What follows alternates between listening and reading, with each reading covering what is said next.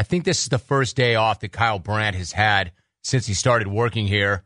But he left our TV show yesterday when we were done, got on an airplane, went to Chicago, and then freaky things started happening because we started to get weird, stray emails in the middle of the night. We now go to the rooftop seats overlooking right field in Chicago. Kyle Brandt reporting live on scene. KB, what's up? Van Smack, basically, just like Hollywood, it's an honor to be here. You caught me in a little bit of a malted hop frenzy, but it's great to be here at Wrigley Stadium. Yeah! Keep calling, weaklings. Keep calling, weaklings. Hey, Kyle, it's 11:38 Pacific time. Hey, listen, I don't know if you can hear me. Are you drunk yet?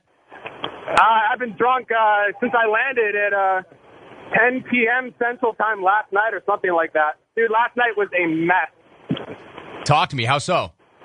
Well, we went to the bar.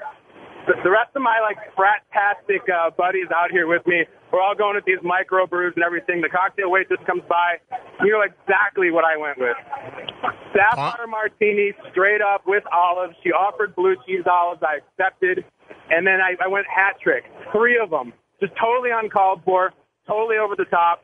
And that's when I started banging out like a ridiculous text that I heard you guys have caught wind of. All right, so one thing, before we talk about the 3, and I can't believe you had 3. You see, that runs contrary to what an emailer suggested earlier. I couldn't confirm this, but an emailer said that you had 7 appleteenies.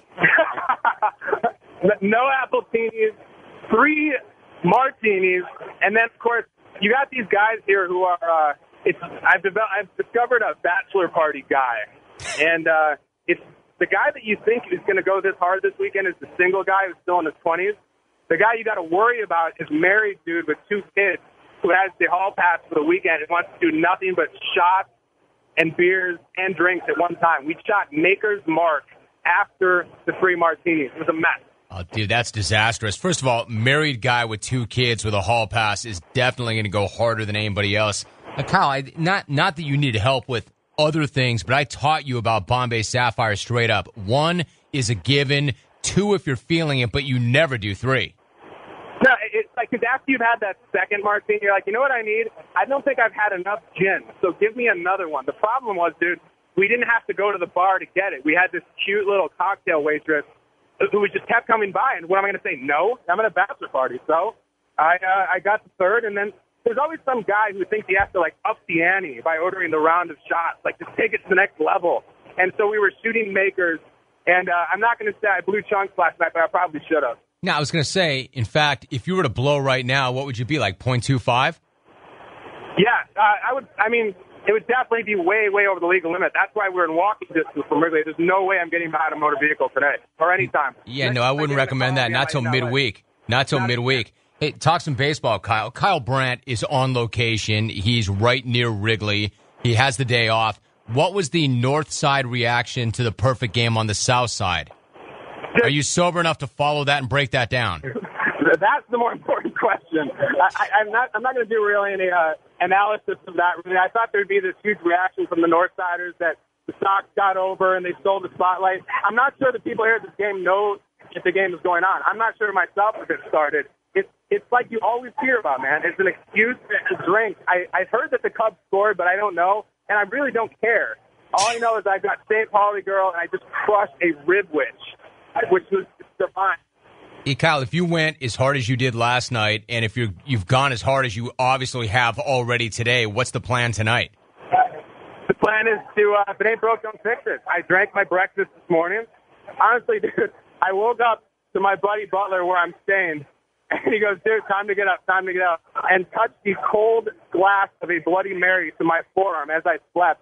I had my first sip in bed. You had your first cocktail in bed this morning. Yeah, but it's cool because it has tomatoes and it has celery stalks, so it had vegetables. Well, there you go. It also had 3/4 fill of Kettle One, so that was at 8:30 a.m. Central Time. And here we are at 1:45, and I'm 10 hours of drinking to go. Hey, Kyle, you know how drunk you were? You sent a text in the middle of the night asking if we had any way to set you up to sing Take Me Out to the Ball Game on 12 hours notice?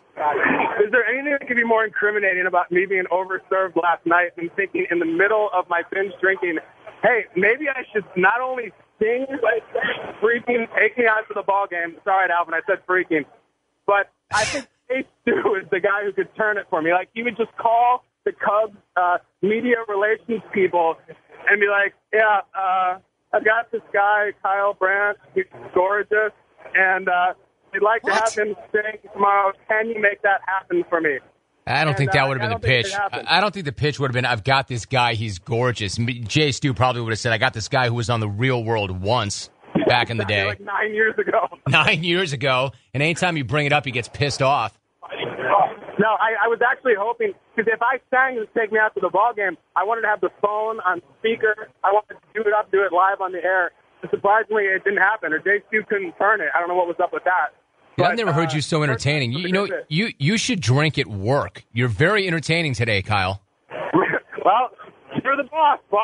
So anytime you want to bring the sapphire, I will hit it between segments while I'm rooting through the emails. Speaking of emails, yeah, I'm going to go out on a limb here. Was there any chance that during or after the Zach Sunderland segment that one Kip Winger happened to email the program about Zach Sunderland being only 17?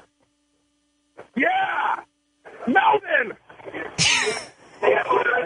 Dude, you are killing me. All right, so what are the chances of you calling in sick, hungover on Monday?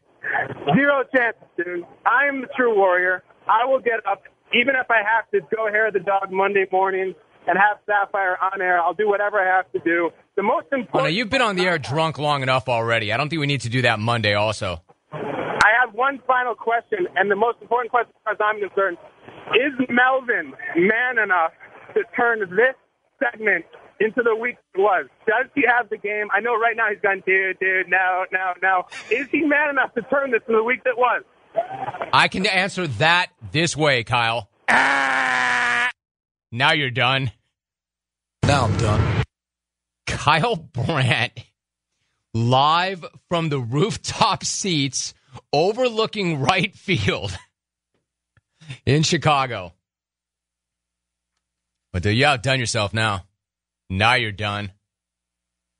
Yeah, I'll look forward to those middle of the night pins, Kyle. If you're out that fast, if your boy got you up this morning with a Bloody Mary, coming off the night that you had, if you had 3 sapphires straight up and you don't do a third one, you should know that.